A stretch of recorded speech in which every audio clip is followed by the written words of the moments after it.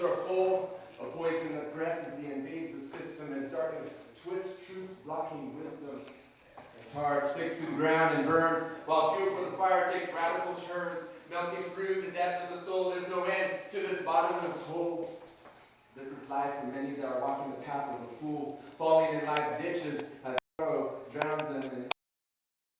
The soul doesn't lie, it's either life or conscience till I die. If I lie, I can't escape the terror. With God, there's no such thing as being clever.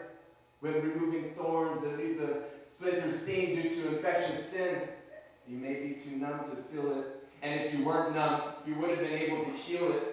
In basic patterns of destruction, it really takes a fool not to learn from your own concussion. A numbness saturated the senses of my being. It took Jesus to wipe away the sin and make me clean. He took my place and bled for me. In his heart, my pain to feel and see. Wrapped around his head was a crown of thorns pierced to change my mental stead. Searching all the corners of the mind and traveling to the soul, exposing the things I dread. His love and his mercy looked at me, causing his heart to send forth healing instead. Daily fighting the paralysis, pain gripped the mind's emotions. A brain teaser struck emotions. A brain freeze shot through deadly. It was my faith that shook off all those cancer-like compulsions. Replacing death for life, Jesus takes. But I learned that I had to die to this mental and emotional disease called fear.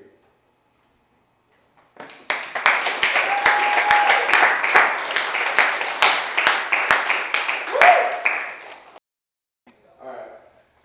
So the second one, I want all of you to look to your neighbor, and I want you guys to give them a big, huge smile.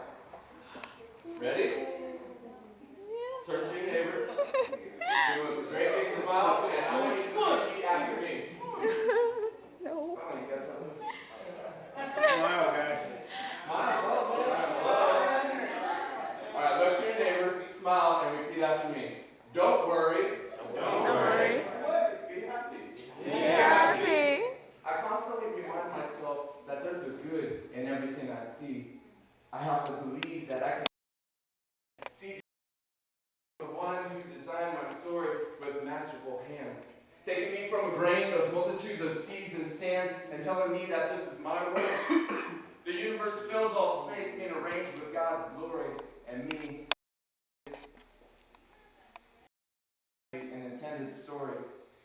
All the stars in the sky are named, yet through me choosing a message to be claimed. There's a see, and it's painted in a smile that reflects the inside of me. Dream of all those happy thoughts. I don't want to grow old. Being filled with inside jokes of laughter, imagination games, and songs of I believe I can fly. I believe I can touch the sky.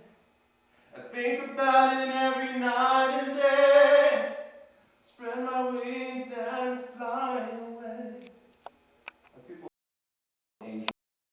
until I woke up from my dreams and I forgot how to fly.